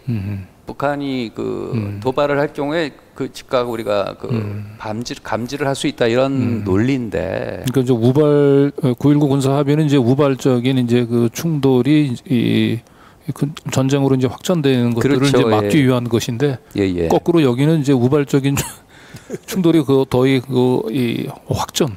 우발적인 충돌의 분위기를 더 띄우는 그런 것으로 연결되기가 쉽죠. 그러니까 이 휘발유를 뿌려놓는 거랑 비슷합니다. 휘발유를 뿌려놓는 서로 이제 그 유보한 공간이 있다면 그나마 좀 난데 그 공간을 없앰으로써 휘발유를 뿌려놓으면은 작은 뭐 성냥불 하나라도 이 폭발이 일어날 수 있지 않습니까? 어떤 그런 위험성을 지적을 하신 글입니다. 네, 그리고 사실 이스라엘 사태에서 우리가 그 얻어야 될 교훈은 이 힘에 의한 평화라고 얘기하는 것이 얼마나 위험한지를 단적으로 보여주고 있는 거 아닙니까? 그렇죠. 근데 그렇죠. 근데 이제 이 윤석열 정권을 추구하는 것은 이제 압도적인 군사력의 우위를 통해 가지고 북한이 더 이상 도발하지 못하도록 하겠다라고 하는 것인데. 그게 우리 그 대한민국의 1호 영업사원께서 항상 강조하시는 게 예. 압도적인 그 힘에 의한 평화를 말씀하셨죠. 네.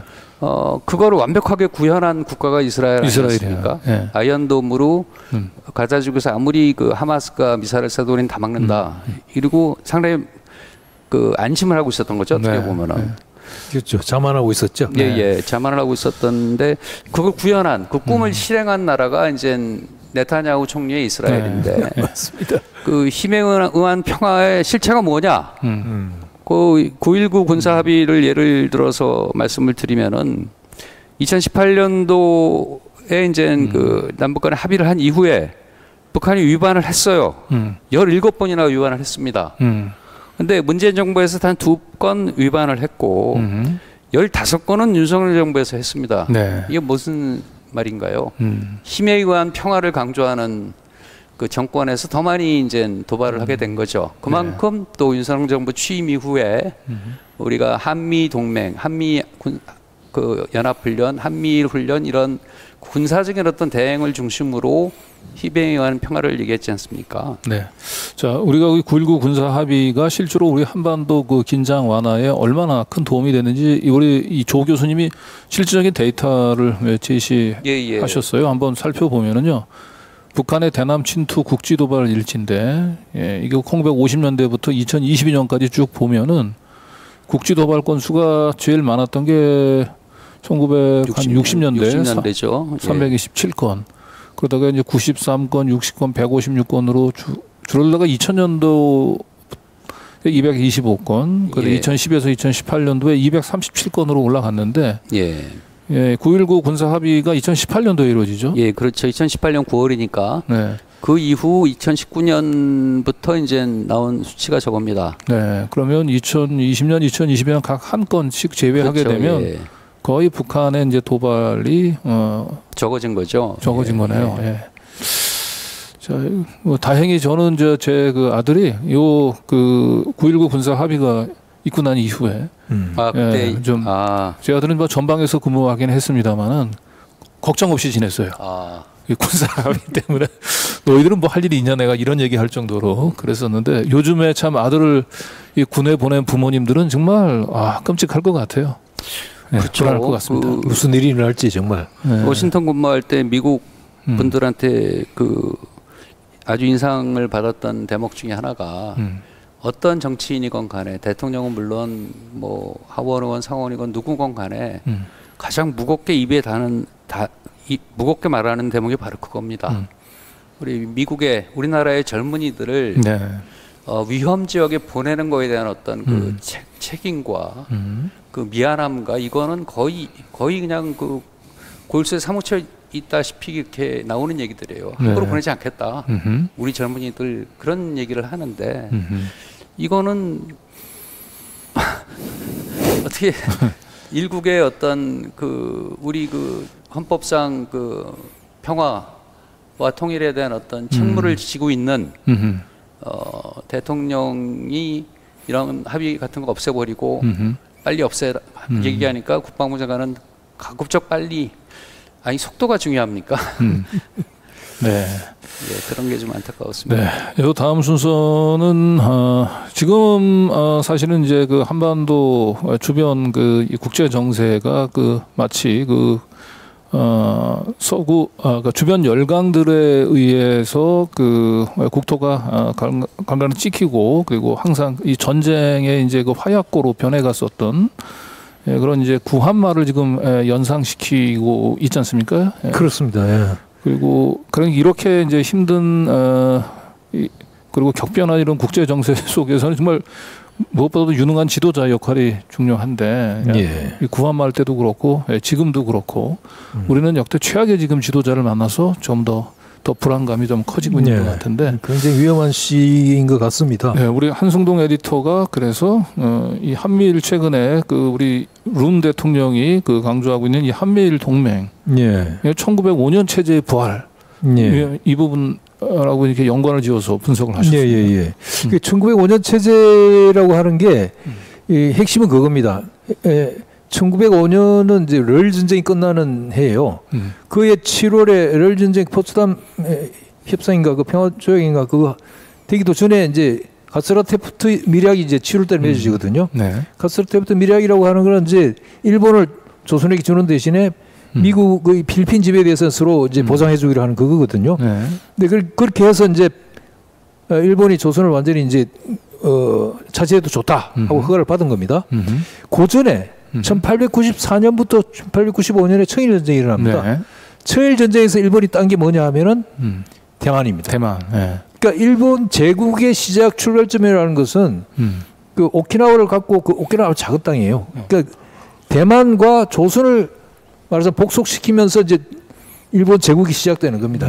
그 본격적인 팽창이 시작되는데 그게 이제 2차 대전 패전에 의해서 도로 뺏겼잖아요. 내놓았잖아요. 이제 조선도 내놓고 대만도 내놓고 그걸 대신 차지한 사람이 미국이죠. 사람이 아니라 국가가 미국이죠. 그러니까 말하자면 이 글의 이제 포인트는 그겁니다. 이게 일본 사람이 그부가 쓴 책에 나오는 얘기입니다. 극동 1905년 체제라고 하는 것은 일본 제국의 출발점이었고 그것이 우리 패전에 의해서 다 없어졌다가 미국이 다시 점령으로 들어오면서 지금 그동안에 대만과 한국을 일본이 마음대로 하지 못한 가장 그 끊어진 연결고리가 뭐냐 하면은 한일 간의 역사 문제 때문에 계속 삐걱거리고 안 됐단 말이죠.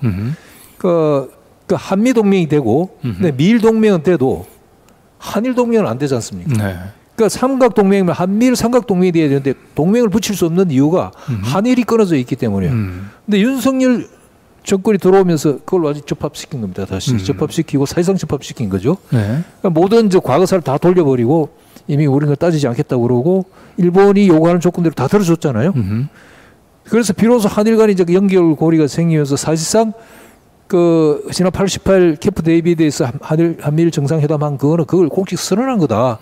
이건 이제 준 동맹이다. 그런데 사실상 동맹이라고 하는 거죠. 그래서 1905년에 대만과 조선을 토대로 한 일본 제국이 출발했듯이 이제 미국이란 맥에 의해서 미국이 지휘하는 한미일 동맹에 의해서 그것이 다시 부활된 거다. 네. 지금 상황이 그런 거다. 거기에 결정적인 공헌을 한 게 우리 윤석열 정부다. 그런 얘기입니다. 이게. 네. 요 기사를 한번 좀 띄워봐 주시면은 예, 우리 이 한승동 그 에디터의 이 기사인데요.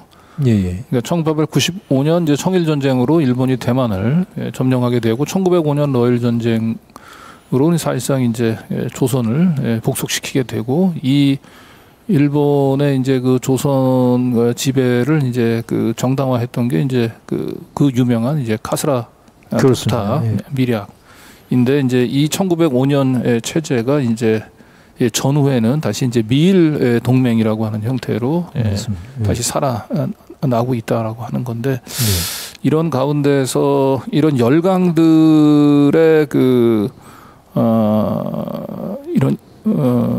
이런 그 각축장으로 한반도가 지금 이렇게 좀 변해가는 저기서 지금 표기가 안 된 게 샌프란시스코 강화 조약이라는 게 있는데요. 네. 우리나라 전쟁이 한창일 때 미국과 일본이 전쟁 당사국이 공식적으로 전쟁을 끝내고 이제 전후 체제로 출발한 게 샌프란시스코에서 강화 조약을 맺고 그다음에 그때 미일 안보 조약을 맺은 거예요. 동시에. 그렇게 해서 일종의 이제 2차 대전 이후에 동아시아에 이제 그 안보 질서가 만들어졌는데 그때부터 이제 이거하고 그거하고 똑같은 거예요. 그게 샌프란시스코 강화 조약이 기본적인 그 미국의 안보 질서였는데 그게 아까 말씀드린 대로 완성이 되지 못한 게 바로 한일 간의 고리가 안 만들어진 거죠. 그래서 캠프 데이비드 협정이 체결되고 나서 미국에서는 이런 얘기가 나왔어요. 그 미국 안보 역사의 70년 역사의 비월이 풀렸다. 그 이제 한일 간을 묶었다는 거죠. 그런 체제로 들어갔는데 이게 문제는 이 캠프 데이비드 체제라고 해도 좋고 샌프란시스코 체제 2.0이라고 해도 좋은데 이 체제가 결국은 미국의 동아시아 정책의 핵심은 일본이라는 겁니다. 그러니까 일본을 그러니까 어떻게 보면 일본을 미국이 완전히 차지하기 위해서 한반도를 분단시켜가지고 남북으로 나누어서 절반을 소련한테 당시에는 줬고 그 다음에 그 이후에도 한반도 남쪽인 한국은 일본을 지키는 전초기지로서 역할을 계속 맡겼고 그쪽에 이제 그냥 두면 망하니까 그 이제 N 경제권을 편입시켜가지고 자본도 주고 이제 1965년 한일 협정 맺어가지고 이제 무슨 그 지원금이라서 주고 그러면서도 일본은 한 번도 우리가 식민 지배했거나 침략한 거는 잘못한 게 없다라고 지금 계속 주장하고 있잖아요. 그건 합법이었고 국제법적으로. 그래서 이토 히로부미 어제가 10월 26일인데 이토 히로부미가 1909년이죠. 10월 26일 이토 히로부미를 쏘아죽였는데 그날이 10월 26일입니다. 아 그날도 10월 26일이군요. 그렇죠. 11.6이에요. 근데 그거를 일본 정부는 지금 공식적으로 아직도 안중근 의사를 테러리스트라고 불러요. 왜냐면 비밀리에 부르는 게 아니고 공개 석상에서 테러리스트다. 그건 뭐냐면 우리 식민지나 침략에 대해서 한 번도 일본은 일본이 잘못한 거 없고 잘한 거고 그것 때문에 한국이 이만큼 발전했고 국제법적으로 합법이었다고 지금도 주장하고 있는 거예요. 그 체제를 그 1905년 체제를 완벽하게 지금 미국이 바라던 건데 그게 일본이 중심으로 한 동아시아 체제죠. 거기에 이제까지 모르는 역대 우리 정부는 그거 아니다. 분열된 남북은 빨리 합쳐져야 되고 그렇게 해야 이 동아시아에서 안정이 영원한 평화가 이룩될 수 있다고 하는 게 이제 평화 프로세스고 남북 합치는 거 화해하고 근데 일본은 계속 그걸 방해해요. 못하게 계속 했어요. 그러니까 저 논문의 주제는 왜 일본은 남북 간의 화해와 통합을 왜 계속 방해하고 못하게 하느냐. 그건 일본이 살기 위해서요. 일본이 잘 살기 위해서. 근데 미국은 일방적으로 그런 일본을 지지하고 있거든요. 지금 그 체제가 1905년 체제인데 그게 엉뚱하게도 우리 지금 윤석열 정부가 그게 옳다라고 지금 같은 배를 탄 거예요. 그쪽에. 그러니까 이제 1905년에 이제 이 동아시아의 이제 일본 지배를 이제 미국이 그 정당화했고, 지금 이제 그 똑같은 이 카스라 테프타 미략 체제가 이제 부활 조짐을 보이고 있는데, 1905년 당시야 뭐 우리 조선이 이제 주권이 사실상 그 일본에 뭐 넘어가 있는 상태니까 어쩔 수 없다 하더라도, 지금은 우리가 그 당당히 주권 국가로서 그 우리가 미국하고 일본의 이익이 중요한 게 아니고 우리의 국익이 중요한데, 그렇죠. 지금 캠프 데이비드 협정에서 윤석열 대통령이 마치 한미일 안보 동맹의 강화로 우리의 국익이 더욱 더 그 강화된 잘 지켜낸 것처럼 이렇게 얘기를 했습니다만은, 이거는 거꾸로 결국 미국과 일본의 동아시아 지배 전력에 사실상 한국이 들러리를 쓰겠다라고 하는 것에 그냥 도장을 찍고 온. 그렇습니다. 심하게 말하면 주권 반납이라고도 할 수 있죠. 들러리라고 표현은 너무 좀 고상한 표현이고, 고상한 표현이고, 총알이 날아드는 상황에 맨 앞에 서 있게 됐다. 그렇죠. 자, 그래서 이제 마지막 이제 소식인 것 같은데요. 어쨌든 이 중동 분쟁, 이 중동 이스라엘 그 사태로 인한 중동 분쟁이 고조되는 가운데 갑자기 윤석열 대통령이 사우디로 간다 그래서 여러 가지 관심을 불러 일으켰는데요. 특히 이제 사우디는 온 11월 달에 지금 발표가 예정이 돼 있죠. 11월 28일 날 그 1차 투표를 합니다. 투표를 합니다. 2030년 좀 엑스포 그 유치 경쟁 국가인데. 그 지금 이제 엑스포 그 2030 엑스포 개최 국가 발표를 한 달 정도 앞두고 지금 룬 대통령이 갑자기 사우디를 갔어요.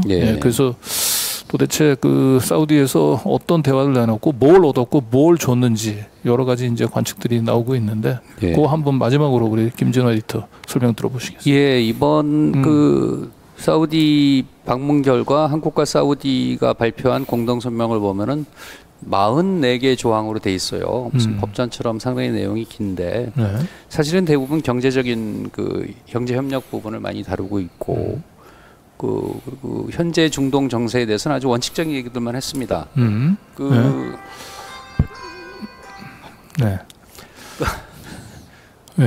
사우디에서 전화가 온 것 같아요. 아이고 제가 실수를 했습니다. 그런데 이제 저는 이 그 사우디 방문을 대통령이 가시는 걸 보면서 궁금했던 대목은 바로 부산 엑스포와 이제 이번 방문의 관련이었거든요. 관련성이었거든요. 그러니까 뭐 독자분들도 많이 궁금해하실 거라고 생각을 합니다. 그런데 요 구조를 약간만 설명을 드리면은, 작년 11월달에 모하메드 빈 살만, 뭐 쉽게 우리 MBS라 그러죠. MBS 사우디 왕세자 겸 총리가 한국을 방문했을 때, 그때부터 이제 우리가 화제가 됐던 것인데, 이 빈 살만 왕세자가 추진하고 있는, 국가적인 명언을 걸고 추진하고 있는 사업이 하나 있습니다. 그게 바로 비전 2030이라는 그 프로그램이에요. 거대한 프로젝트인데, 사우디가 더 이상 원유가 없더라도 홍해변에 아름다운 관광지 시설을 만들고, 그 살기 좋은 도시도, 대형 도시 또 경기도 2배 정도 되는 크기인데요. 그런 도시도 만들고 홍해 주변에 섬 70개도 개발을 하고, 이런 그 청사진이 담겨 있습니다. 그 안에 수십 개의 사업이 있는데 그 중에 가장 큰 사업이 네옴시티라고, 홍해변에 조성하는 어디 그 지자체만한 엄청 큰 도시의 규모의 첨단 도시 건설. 이 도시 건설에 들어가는 예산이 5천억 달러예요. 5천억 달러. 677조죠. 우리 돈으로. 그리고 또 하나의 큰 사업이 그 리야드 엑스포 2030입니다. 세계 엑스포를 2030 엑스포를 리야드에서 개최하겠다. 그래서 리야드를 단순히 사우디의 수도가 아니라 이제 국제적인 도시로 이제 발돋움하겠다, 이런 야심찬 계획이 있는 건데, 우리는 그 네옴시티라는 그 거기서 최대한 그 우리 건설사들이 공사를 수주하고 싶고, 한편으로는 또 부산 엑스포도 유치하고 싶고 이런 거 아닙니까? 근데 사우디는 그 어르고 달랠 수 있는 어떤 무기를 칼을 손에 쥐고 있어요. 617조 5천억 달러라는 공사 수주를 미끼로 다른 나라의 지지를 수할 수도 있고, 당장 경제국인 한국도 거기 올인하는 모양새 아닙니까? 그리고 동시에 그거를 완성시키는, 국제적으로 인증을 받고 싶어하는 게 이제 리야드에서 엑스포를 하겠다는 건데, 둘 간의 관계가 어떻게 될 것인가. 그 작년에도 그 항상 그 재밌었던 게 우리 국토부에서는 그 네옴 시대 최대한 그 공사 수주를 하겠다. 그래서 그 네. 네. 사우디에서 계속 지금 예, 긴박한 소식을 전해오고 있는 것 같습니다. 네, 아이고. 그렇게 했고 외교부에서는 부산 엑스포를 유치하겠다.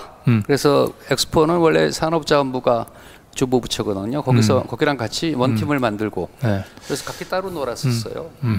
그 다음에 이제 총리 주재로 이제 그 같이 유치 활동을 벌이곤 했고 기억들 하실 겁니다. 지난 9월달에 대통령이 유엔 총회 참석차 뉴욕에 가셨을 때 3박 5일 동안인가 그동안 뭐 40여 개국의 정상들을 만나서 부산 엑스포 지지를 호소했다. 맞아요. 플리카드도 그랬어요. 네. 이틀인가 사흘에 40여 개국을 만났으면 그걸 양자 회담을 했다고 그 표현을 했는데 대통령실에서 가능합니까? 그냥 뭐 그냥 얼굴 그냥 그리고 특히 엑스포 유치 같은 거는 서로 거래거든요. 그렇죠. 예. 우리가 이거 줄 테니까 이거 지원해 달라.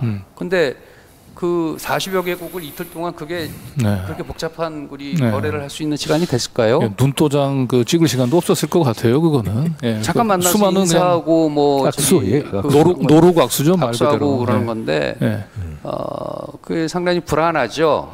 그런데 그러니까 일종의 알리바이를 만들기 위해서 이렇게 많이 그 사람들을 만나고 외국 성사들을 만났고 만났다는 걸 대대적으로 홍보한 게 아닌가 이런 합리적인 의심을 할 수밖에 없습니다. 대통령 예. 쪽에서는 정상 외교 차원에서는 최선을 다했으나 결국 밑에 것들이 제대로 하지는 못해서 결국 우리가 부산 엑스포 유치 실패한 것이다. 그리고 몇 달 이건 뭐 전에 알리바이를 만들려고 하는 게. 예, 국제 박람회 기구 BI 본부가 있는 파리를 방문해서 그 마크롱 그 프랑스 대통령과도 만나서 이런저런 얘기를 했는데 그때도 뭐 지지를 호소했다는데 마크롱은 이미 1차 투표에서는 사우디를 지지하겠다고 발표를 했거든요. 원래 비밀 투표라서 발표를 안 하는데 그만큼 딜을 했겠죠 서로. 2차 투표는 뭐 그때 가서 결정하겠다고 얘기를 했는데 그러니까 우리 그가 실제로 이렇게 제스처와 모션만 보여주고 실제로 뭘 하고 있는가. 근데 네. 지금 현재 판세를 정확하게 알아보기 쉽지 않습니다. 왜냐하면 비밀 투표였기 때문에 네. 대부분의 국가들이 말을 안 하죠. 네. 그런데 하나만 예를 들면 대통령이 그 사우디 빈살만 왕세자를 만나기 전날 리야드에서 걸프 협력 기구 GCC와 아세안 정상회의가 있었어요. 근데 그 자리에서 아세안 정상들이 사우디 지지를 표명했다고 사우디 가제트지가 보도를 했어요. 사우디 정부 관계자들의 말을 인용을 해서 사우디는 그럼 GCC 걸프 지역 국가들 6개 국가들은 물론 중동, 아프리카, 그다음에 아세안, 또 유럽에서도 프랑스도 지지를 하지 않았습니까? 네네. 그런 곳곳에 지지를 받고 있고 그래서 그 70여 개국의 지지를 이미 확보했다 이런 그 어떤 몇 달 전에 내놨습니다. 네. 그 이탈리아도 한 40-50개국을 얻었다고 얘기를 하고 있고 유럽 국가들은 대부분 프랑스를 제외한 대부분의 국가들은 이탈리아를 지지하고 있죠. 로마인데요, 도시가. 한국은 몇 개 얻었는지 발표를 안 하고 있죠 지금. 모르겠어요. 네. 외신에 나오는 얘기들은 30개, 네. 40개 얘기가 나오는데 우리 그 부산 엑스포 조직이나 추진하는 분들의 거기 입장은 공식적으로 나온 입장은 공식 비공식으로 나온 입장은 막상막하다. 막상막하다. 예. 2차 투표에서 우리는 그 마치 이제 이걸 먼저 설명드려야겠군요. 이게 경쟁 유치를 희망하는 도시가 2개 이상일 때, 3개 이상일 때는 지금 세계죠. 로마하고 리야드하고 예. 부산. 예. 예. 그래서 1차 투표에서 가반이 안 3분의 2를 얻지 못하면은 3분의 1을 얻지 못하면 예, 결선 투표를 하는 거죠. 2위 간에 이제 결선 투표를 하게 돼 있습니다. 그러니까 이제 그 우리 측에서 말하는 것처럼 막상막하고 2차 투표를 본다는 얘기인데 그러면 1차 투표에서 리야드가 사우디가 1위, 이탈리아가 2위하고 이탈리아 2위를 한국이 한다. 그리고 2차 투표에 가서 이탈리아를 지지했던 표들을 한국이 받는다 이런 얘기인데 네. 상당히 넘어야 될 산이 많죠. 네. 그게 이루어지려면은 그래서 좀 불안한 상황인데 여기 그 근데 지금 뭐 요 관련해서 우리 한동훈 장관까지도 지금 뭐 엑스포 유치를 위해서 몰타하고 안도라인가요? 예. 거기 방문했는데 그 한동훈 장관 방문한 다음에 몰타가 아마 사우디를 지지하고 안도라가 로마를 지지한 그러니까요. 거로. 그러니까 이분들이 뭘 하는 건지 이게 우리 국민의 세금으로 그 출장을 가고 그랬을 텐데. 어제 사실 제가 모처럼 이제 저녁 시간대 이제 그 경제계 인사들을 좀 만났는데 이제 그분 얘기는 사실상 룬 대통령이 사우디를 간 것은 이제 사우디에 우리 엑스포 유치 포기 의사를 얘기하면서 그 대가로 뭔가 사우디로부터 뭘 얻어내러 간 것 같다. 사실상 포기한 것 같다. 이제 이런 관측들이 뭐 좀 지배적인 것 같아요, 이미 경제계 쪽에서는. 일단 뭐 재계 전문가들이 말씀하시는 게 그 데이터를 갖고 말씀하시는 건 아니고 관측이니까 우리가 이제 관측을 일일이 소개해드리긴 그럴 것 같고 다만 이번 그렇지 않아도 그 부산 엑스포에 대한 관심들이 많으니까 질문들이 많이 들어갔는데 출발 전부터 출발 전 대통령실 브리핑에서는 이번 정상회담에서 거론을 안 한다 이렇게 말을 했어요. 그랬는데 지난 22일이죠. 22일 날 리야드 현지에서 대통령실 고위 관계자가 그 기자 브리핑을 했는데 그 자리에서는 또 질문이 들어갔죠. 거론하지 않는다고 하지만 진짜 없었냐 이런 식의 이제 언론 질문이 들어가니까 내놓은 말이 있습니다. 한번 볼까요? 그게? 마치 자기 생각인 것처럼 얘기를 했는데 상당히 좀 음미할 대목이 좀 있지 않나 싶어서 소개를 하고 싶은데요. 저 대통령실 고위 관계자는 김태효 안보실장 아닌가요? 그건 우리나라는 공식적으로 이렇게 익명을 많이 쓰죠. 예, 그 미국이나 특히 미국이나 프랑스 같은 나라들은 익명을 요구할 때 반드시 이유를 밝힙니다. 이래서 익명을 요구하는데 우리 그냥 여기부터 무조건 익명 이렇게 얘기를 해서 김태효 국가안보실 제1차장이라고 말할 수 없습니다. 네, 알겠습니다. 대통령실 고위 관계자입니다. 근데 저분이 말씀하신 건데 실제 말은 이제 존댓말로 했어요. 양 정상께서 똑같은 마음을 갖고 계실 것이다. 선의의 경쟁을 하되 결과에 대해 서로 축하하고 이후 준비 과정에 충분히 협력하겠다는 마음가짐을 갖고 있을 것이다. 이것은 뭐 근데 이걸 왜 전혀 자신감이 보이지는 않고요. 어떤 점을 음미를 해야 되냐면은 우리가 만일에 그 부산이 떨어졌다. 그럼 그럴 수 있습니다. 부산이 떨어졌으면은 어차피 사우디가 막 오일 달러를 뿌리고 막 많은 나라의 지지를 이미 확보한 상태에서 힘든 싸움이 했으니까 뭐 졌지만 잘 싸웠다. 젖잘싸 모드로 가면서 준비하는데 필요한 거 우리 충분히 도와주겠다 이렇게 할 수 있지 않겠습니까? 또 사우디 네옴시티 공사도 수주해야겠고. 근데 반대로 사우디가 졌다고 한번 상상을 해보세요. 그러면 말씀드렸다시피 빈살만 왕세자가 사우디 건국위에 최대 규모의 그 사업을 진행하고 있는데 그 많은 사업 중에서 양대 기둥 같은 사업이 하나는 국내적으로는 네옴시티 건설이고 그 모든 건설이나 새로 만든 새로운 사우디를 세계에 보여주는 무대가 리야드 2030 엑스포거든요. 근데 그걸 말해 졌다. 근데 무슨 선의의 경쟁이었으니까 뭐 그렇죠. 한국이 부산이 엑스포 하는데 필요한 거 있으면 우리가 도와주겠다 이렇게 할까요? 그렇죠. 근데 사실은 이게 우리 빈살만 왕세자가 지난해 이제 그 방한했을 때 그때 사실은 이제 그런 관측이 나왔었잖아요. 이 그렇죠. 왕세자가 아마 한국의 그 엑스포 유치 한국이 이제 우리한테 그 협조해주는 대신 우리가 그 네옴시티에 대한 그 좀 한국 기업들의 참여를 좀 보장해주는 뭐 이런 차원의 좀 딜이 오고 가지 않았을까. 이미 작년에 그런 얘기들이 나왔었는데 그리고 그런 얘기를 듣고 나름대로 우리 정부에서는 엑스포 유치를 위해서 노력을 해봤는데 역시 역부족인 걸 이제 절감을 하고 지금 이제 최종 결과 한 달 앞두고 그 사우디한테 가서 사실상 항복을 하면서 대신 뭐 결선 투표에서 우리가 한국 정부가 캐스팅 보트를 행사할 수 있는 역할은 되니까 우리가 당신 사우디를 지지하는 대신에 좀 양보하는 대가로 뭔가를 좀 얻어내기 위한 마지막 협상을 하러 간 게 아닌가 여러 가지로. 근데 저는 좀 접근 방식을 좀 달리했으면 좋겠다고 생각이 드는 게요. 우리가 그 뭐 이러지 않을까 저러지 않을까 해서 그거를 그 독자와 시청자들한테 전하는 건 좀 약간 그 정도가 아닌 것 같고요. 네. 여태까지 나온 구체적인 얘기를 전해드리고 네. 그 이걸 연결할 수 있는 가능성은 그 독자나 시청자분들께서 직접 네. 찾으시도록 하는 게 낫지 않을까 싶은데 네. 네. 작년에 그런 관측들이 있었죠. 그런데 그 이렇게 팩트를 정리해 보면 어떻겠습니까? 작년에 왔을 때 그 두 가지를 연계해서 그 발표를 안 했습니다. 한국 정부는. 그리고 네. 국토부와 외교부 각각 따로 두 마리 토끼를 두 방향에서 잡겠다고 그랬고 빈살만 왕세자는 290억 달러의 그 경제협력 그 양해각서라고 그러죠. MOU를 체결을 했어요. 뭔가 줬죠 우리한테 네. 이미. 네네. 예. 그러니까 그 다음에 가로 열고 가로 닫고 뭐가 있었을 것이다 생각할 수는 있습니다. 그 다음에 이제 그런 관측들이 많아서 부산 이거 포기하는 거 아니냐. 우리 그 모션만 그 보여주고 제스처만 취하고 결국은 리야드가 가져가는 거 아니냐 이런 그 안타까움이 부산 지역 중심으로 많이 나오지 않았겠습니까? 그렇죠. 그 나온 거에 대해서 정부의 답변 입장이 한덕수 총리를 비롯해서 무슨 소리냐?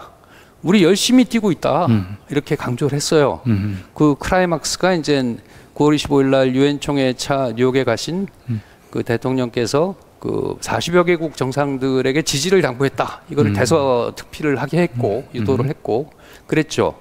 그래서 투표를 딱 한 달 정도 남긴 상황에서 이미 아무리 사전에 예정이 돼 있다 하더라도 사전에 예정을 잘못한 거 아닙니까? 11월 28일 날 두 나라가 명운을 걸고 결투를 앞두고 있는데 한 달 전에 거기를 찾아가는데 엑스포 얘기는 거론을 안 한다. 이런 거였잖아요. 좀 이상하지 않습니까? 많이 이상하죠. 예, 그러니까 이상한 이런 거 그 결론은 독자분들, 시청자분들께서 추론이 가능한 거니까 굳이 뭐 이렇게 그 추측을 전할 건 아닌 것 같습니다. 예, 뭐 같은 얘기를 하는 것 같은데. 어쨌든 지금 한 달 앞으로 다가온 그 엑스포 그 2030 그 개최국 발표 지금 여러 가지 상황으로 볼 때 우리는 매우 좀 그 기대하기 좀 어려운 상황으로 자꾸 몰려가고 있는 것 같고 의아해요. 왜 의아한 거죠? 왜 이랬을까? 왜 이랬을까? 이런 의아함만 자꾸 많아지고. 그하고 조용하네. 네. 좀 시끌벅적할 때도 됐는데 너무 조용해서 너무 조용하죠. 네. 네. 그리고 지난번에 또 그 파리에서 또 그 프레젠테이션 할 때는 또 룬 대통령이 또 완전히 그 외교적인 결례를 범하면서 그 15분인가요? 15분 가까이 그 프레젠테이션 시간을 어겨가지고 지각하는 바람에 상당히 그 진행하는데도 여러 가지 무리수를 일으켰고, 뭐 지금 이번에 사우디 방문에서도 지금 방금 얘기했던 대로 가장 큰 우리 국민들의 관심사는 그 엑스포와 관련해서 사우디 정부에 우리 룬 대통령이 어떤 메시지를 전달했을까라고 하는 것이었는데 이 정상회 되면서는 엑스포 얘기가 나오지 않을 것이다라고 하는 얘기는 사실상 그만큼 자신이 없음을 좀 보여주고 있는 게 아닌가 싶습니다. 물론 부산 지역에 있는 또 우리 온 국민들은 2030 엑스포 유치가 성공하길 바라긴 하지만 참 안타깝게도 이런 중요한 시국에 우리는 가장 무능한 지도자들을 만나서 지금 상황을 낙관하기는 매우 어려운 상황인 것 같습니다. 그게 단순한 전시회를 한번 하고 안 하고 이런 문제가 아닌 것 같습니다. 부산 경남 지역의 그 미래를 걸고 그 대규모 SOC 사업도 벌이고 그 한반도 남부를 진짜 그 새로운 신세계로 만들어서 그 엑스포가 간단치 않습니다. 전시 기간이 6개월인데 우리가 예측하는 그 관람객 수가 5천만 명이거든요. 상하이는 7천만 명이 넘었습니다. 그 부대 그 또 많은 일자리를 만들 수가 있고 그 우리 부산 경남 지역 중심으로 한반도 남부의 어떤 번영을 그 담보하는 출발점이 될 수가 있는데 그 너무 이렇게 조용하지 않습니까? 어떻게 되고 있는지 뭐 이런 게. 그리고 최근에 또 이게 경제계 또 위에 있는 이제 인사들 얘기를 들어보면은 이제 룬 정부 출범하고 난 뒤에 가장 큰 문제점들이 뭐냐면 하여튼 10년, 20년 국가적인 장기 비전 전략들이 지금 전혀 보이지 않는다라고 하는 거예요. 그리고 또 일부 또 이 국책연구원들 같은 경우는 심지어는 한 2년 정도 짜리 이제 과제들 제출하면 되게 이 예산을 집행하는 기재부나 이런 쪽에서 핀잔을 받는다는 거죠. 뭐 2년씩이나 걸리는 그 과제를 제출했냐는 식으로. 그래서 거의 지금 장기 비전이 좀 부재한 상태인데, 지금 우리는 부산 엑스포를 주최해서 부산을 기점으로 해서 우리 국가 전체적인 발전 기획 전략이 뭔지 비전이 뭔지 전혀 저조차도 모르겠고요. 근데 지금 사우디 같은 경우는 확실히 얘기를 들어보니까 예. 본인들이 이제 더 이상 그 석유 생산을 할 수 없을 때 그래도 지속적인 뭐 사우디뿐만 아니고 이 새로운 어쨌든 그 사우디를 만들어가기 위한 이벤트로서 그 확실한 이제 비전을 제시하고 있어서 내가 표를 가진 입장에서도 사우디에 그렇죠. 예. 아무래도 좀 주고 싶을 것 같아요. 예. 저 이상 이렇게 저희들이 민들레 이슈톡 저희 준비한 모든 주제들 다 다뤄봤습니다. 이제 마무리 해야 될 시간인 것 같은데요. 두 분 힘들게 이렇게 또 멀리까지 찾아오셔서 감사드리고. 예, 방송 중에 이 사우디에서 자꾸 전화가 와서 아주 곤혹스러웠습니다. 사우디에서 걸려온 이제 긴급 소식은 이제 민들레에서 보는 걸로. 빈살만 왕세자의 그 첩보망이 엄청나다고 들었는데, 이 별내까지 어떻게 알아가지고 말을 하지 말라는 얘기가 아니었나 싶습니다. 자, 방송 환경이 굉장히 좋아진 것 같습니다. 보니까. 네, 방송 환경은 이제 여기 주변 환경들은 많이 좋아지긴 했는데.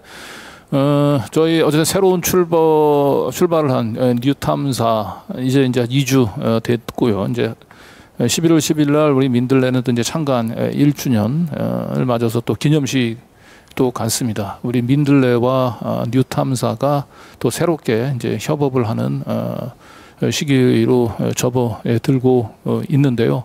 룬 정부에서 뭐 10년, 20년제가 그 장기 비전이 없다라고 얘기를 했는데, 저희 뉴탐사하고 민들레는 정말 10년, 20년을 내다보고 우리 한국의 언론 지형들을 바꾸기 위한 실험들을 해 나가고 있습니다. 저희 민들레와 뉴탐사의 꿈이 실현될 수 있도록 민들레에 대한 지속적인 후원, 그리고 뉴탐사에 대한 회원 가입, 뉴탐사.org 잊지 마시고 우리 시민들의 또 응원, 격려 부탁 드리면서 오늘 방송 여기서 마치도록 하겠습니다. 두 분 수고하셨습니다. 네, 수고하셨습니다. 감사합니다.